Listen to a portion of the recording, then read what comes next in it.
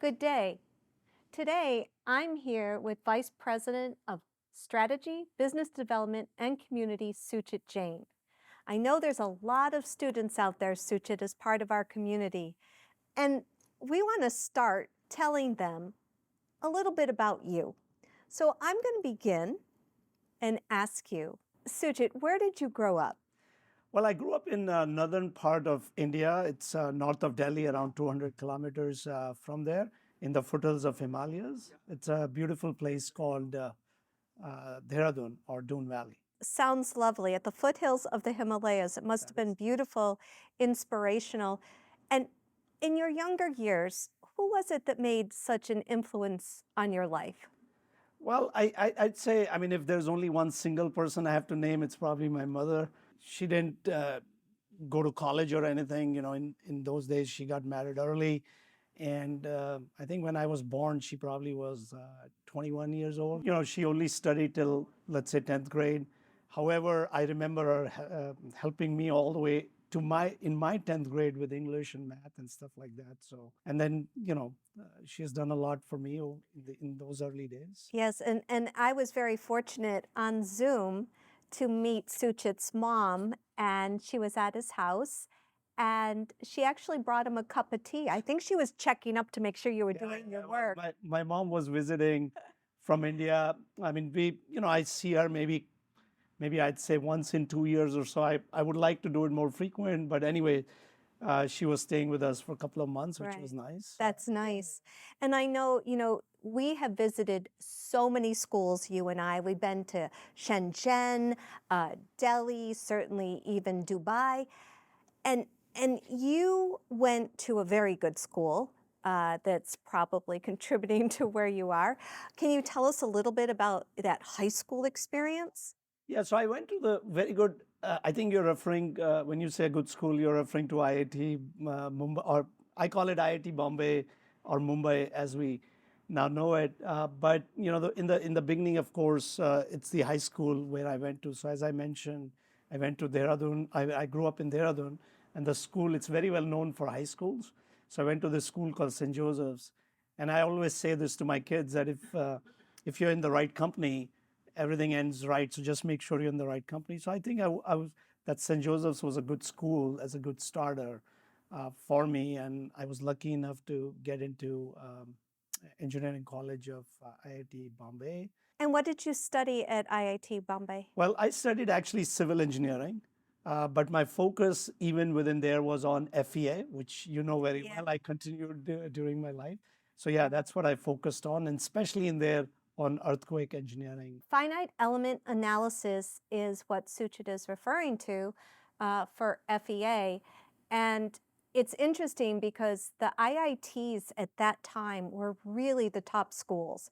And I know I took finite element courses when I got to graduate school in mechanical engineering, but IIT was really at the forefront of introducing this theory. Well, I think, yeah, and to tell you frankly, now it's there everywhere, right? Right. And you and I, we both are very passionate about engineering and finite element analysis, which is about, the ability to test without having to have physical models, physical stuff, that the ability to sort of do everything in virtual, which is kind of the prime purpose of Dassault systems as well, right? We can extend the real with virtual testing and simulation. It is. It's fantastic with the software we produce, from airplanes down to a heart monitor. Yeah. So here you are with these humble beginnings. Your father has a shop.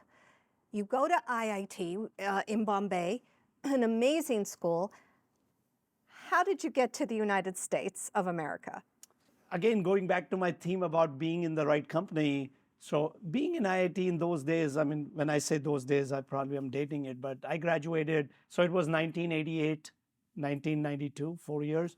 So in those days, I think once you're in IIT, a lot of the population there in IIT would apply for scholarships in US. They wanted to do graduate studies, PhDs, and so on. And usually there was a good chance because, as you said, IITs were well known, and in US, there's a lot of research and all of that going on. So you had to get a scholarship, basically. It's not, admission was not good enough because you can't afford to come here, and it's a lot of money. And of course, most of the students in IIT couldn't afford any of that. So they had to rely on scholarship. And if you got a scholarship, we used to call it a SCHOL. If you get a scholarship, then it's your ticket to come to US. So anyway, yeah, I did the same thing. I applied and I got admission from few colleges, including Cornell, USC, and I think it was North Carolina Raleigh. I ended up going to USC. It's much warmer there. And I got in LA. I got to ask a personal question. How did you afford the plane ticket? Yeah, I know. Well, I think, I mean, look, as I said, my family was sort of humble beginnings, middle income group. I mean, we were not like extremely poor. I would not say that in those standards. But yes, affording a ticket or even paying for the applications I did, I needed that kind of money. And my family, my dad did not have that kind of money sitting in a bank. So anyway, some of family and friends come to rescue, and my mom support you. asked some of our family, and we were able to get that. That's fantastic. You're finishing up at IIT Bombay. You get the acceptance letter from USC, the University of Southern California, and they give you a full scholarship. That's right. Yeah. What did that mean to you and your family? Oh, it was amazing. I even remember very specifically when I got the call. Actually, the call came from USC. A phone call. A phone call. Not a letter. And in fact, it so happens that one of my seniors, who, in IITs, we have these dorms where we live. And, one of my seniors who was a good friend as well, Gaurav Sukhatne, who happens to be now he was the vice chairman of the computer science at USC. Now he is, but at that time he had come to USC to do his PhD in computer science. And he had reached out to one of the professors in the earthquake engineering department on my behalf. He had passed my application to him. And so they actually, they called me and said, hey, not only we have admission, but we'll give you scholarship, which, to tell you frankly, it was fantastic, because not only I had, free tuition, but they also gave me RA, which is research assistantship, and TA, teaching, which meant that I got $1,200 per year. Yeah, per month. Per month. So you got a stipend. Yeah. And you're doing your classes, you're getting your degree. So the first time you stepped on USC's campus, which is absolutely gorgeous, how did you feel? Oh, it was amazing because, look, as I mentioned to you, I grew up in this small town. Actually, before that, I'd never been in a plane. So, of course, I took my first flight here. My cousin actually lived in Los Angeles, so he picked me up and stuff, dropped me at USC. And yeah, I mean, so any of you guys have been to Los Angeles, I think it's a fantastic area. Now, downtown, in those days, it was just the time when the whole Rodney King thing had just happened. Yeah. So there was one side of USC, especially overlooking from the civil engineering department, that road was not, you see a lot of burnt thing. But besides that, I mean, of course, LA weather. It's exciting. Everything. It's an exciting place. Now, so Suchit, you're in Los Angeles from your time at USC. How did you end up in Boston? Well, so as we just talked, SREC was acquired by Dassault Systems. Operations were merged with SolidWorks. So of course, I was living in LA, Los Angeles with my family. And I used to commute to Boston all the time, because every month, at least for 1 week, I was here.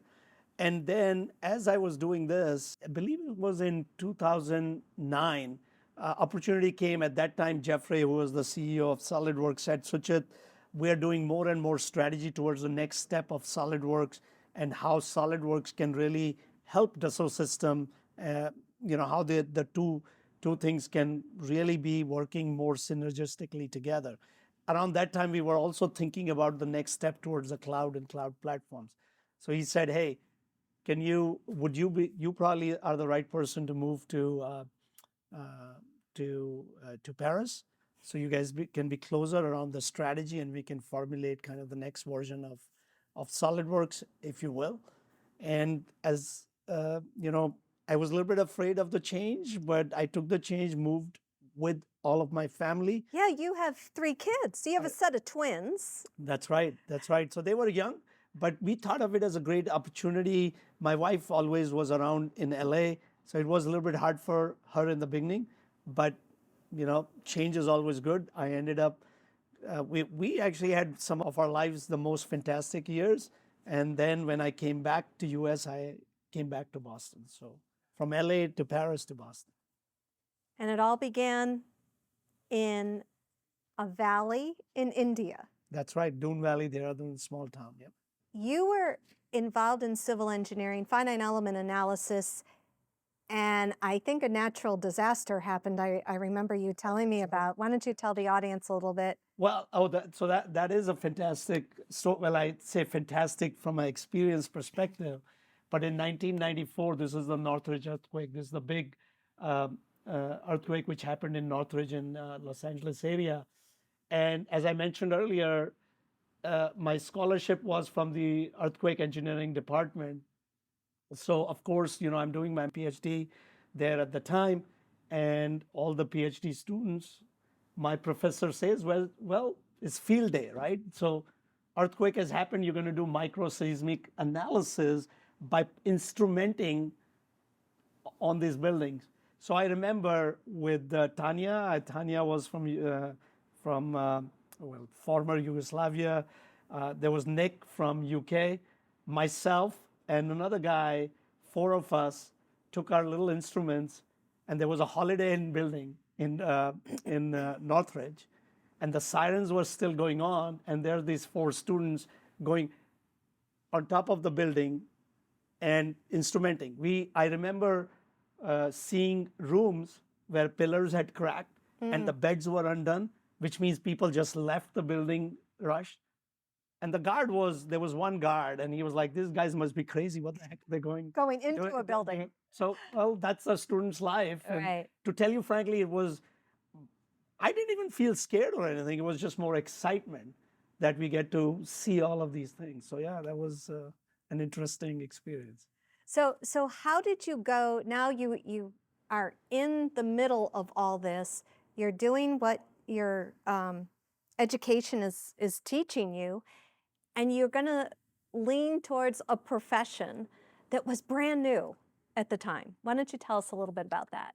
Well, I mean, I probably am a little bit lucky that way because I didn't have to struggle much for looking for jobs or somehow connecting my thread about being in the right company. I just been lucky enough that I'm always in the right company. So at the time when I was doing my FEA, finite element analysis at USC, I was, as I mentioned to you, I was a TA and a RA.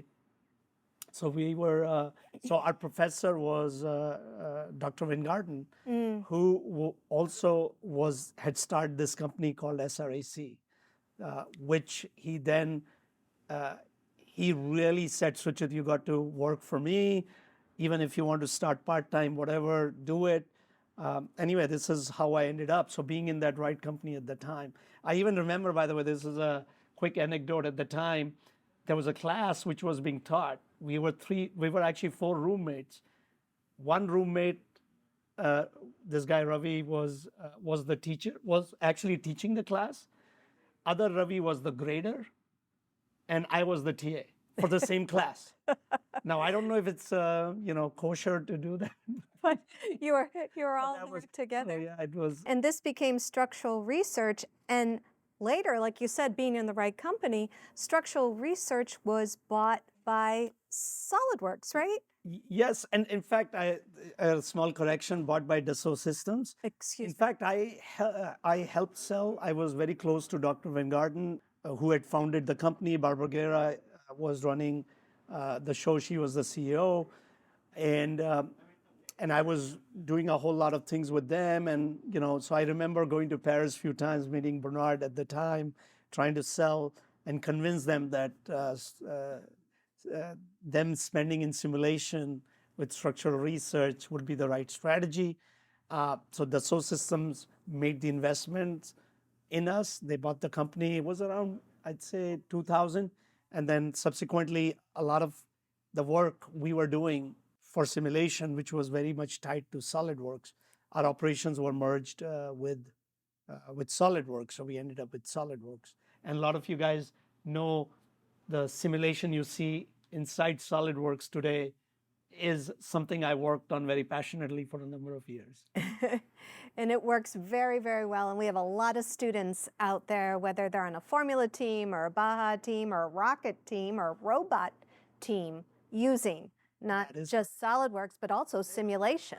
Yes, and in fact, as you know, I was in India just last month for this big design competition, Akruti, and I saw some of those students firsthand showcasing the cars and other things made using our software, including our simulation software. And that, I think, is what's so amazing about community, and you tying strategy in what you do with our community, because students are an integral part of our community. Absolutely. I mean, from the very beginning, by the way, I mean, it's not even something I thought of. SolidWorks always was very much into the early education.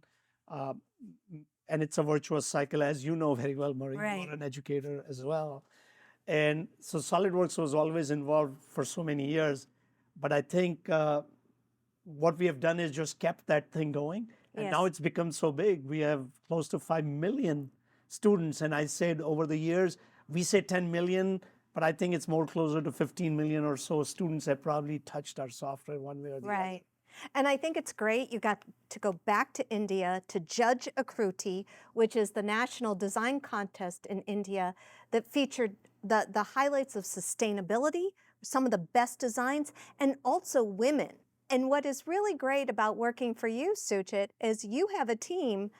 I think you have the highest percentage of women working for you on your team across all different areas. Yeah, that is true. And Marie, I mean, you are, of course, one of the big proponents of women in engineering, as we call. And we are very proud. I'm very proud that we have been able to make this team, including yourself, we have been able to influence a little bit, in a small bit, to encourage women in engineering. So yeah, as you said, for Akruti, one of the criteria, which I know you are a big proponent of, to have at least one woman in every team. Yes. Which is hard to find. Like when I was going to IIT in engineering, our ratio of women versus men was, I don't even know, it was hardly any women there. Yeah. Now perhaps there are more, but still there's long ways to go. You know? It was kind of sad. When I went to Rutgers, there was 3 women in my engineering classes, and we're making an effort, Suchit, and it starts with a design competition. It starts with